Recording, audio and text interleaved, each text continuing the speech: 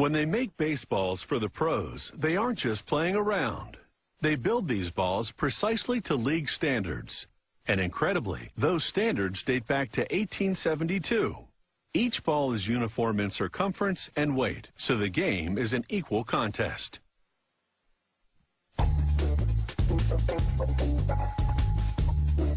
Crowds will go wild for these professional baseballs, and at the heart of each one is something called the pill. The pill is smaller than a golf ball. It's about 4 1/4 inches in circumference. Inside the pill's rubber casing is a sphere of cork. They pour latex adhesive over hundreds of pills loaded into a drum.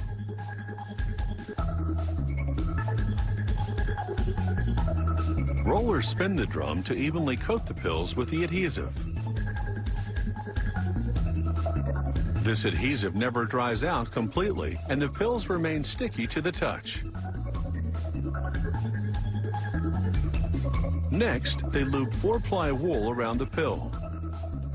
This machine spins the pill to wind the yarn around it. This winding substantially fattens the pill.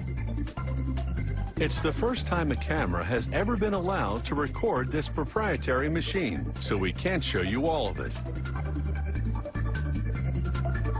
They wind a second layer of wool around the pills. This yarn is 3-ply, and it thickens the ball a little more. For a third winding, they use another 3-ply yarn, but it's a bit lighter. The various layers of yarn are what give the baseball resilience, so it springs back into shape despite being hit repeatedly. For the final winding, they use a much thinner polywool blend because its surface is smoother. This wound pill is called the center. They weigh it and measure its circumference, which should be about 9 inches. They add adhesive to a spinning drum, then load the centers into it. As the centers tumble, they absorb the glue and the wound fibers adhere to each other. The centers air dry for 48 hours but remain sticky. Using this hydraulic press, they punch out figure-8 shapes from leather, complete with holes around the periphery, allowing them to be stitched into baseball covers. But first, they stamp the date and lot number onto them. Then they wrap them in wet towels. The moisture will make the leather pliable enough to sew.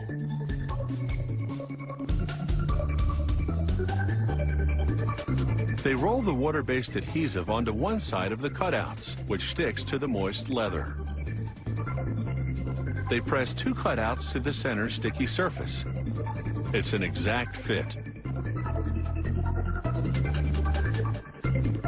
They clamp the leather-clad ball in a vise, and it's time to sew. Working with 2 needles, the sewer pulls thread through the ball center and up through the holes in the leather pieces to cross-stitch them together. He rubs wax on the thread to stiffen it, because if it slackens, it's more likely to tangle. When it comes to cross-stitching, these workers are in a league of their own.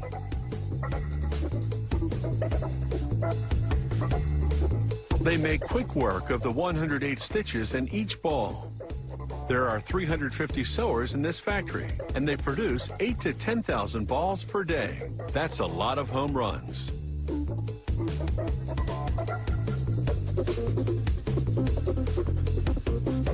The final stitch goes through the center of the baseball and out the other side. The sewer then pulls stitches into a V configuration to give the ball a consistent look and feel. The balls now roll into a press that smooths down the seams. Smoother balls are harder to grip, and they make pitching a bit tougher for the pros. Finally, a 3-headed stamper gives it the trademark, league logo, and the commissioner's signature.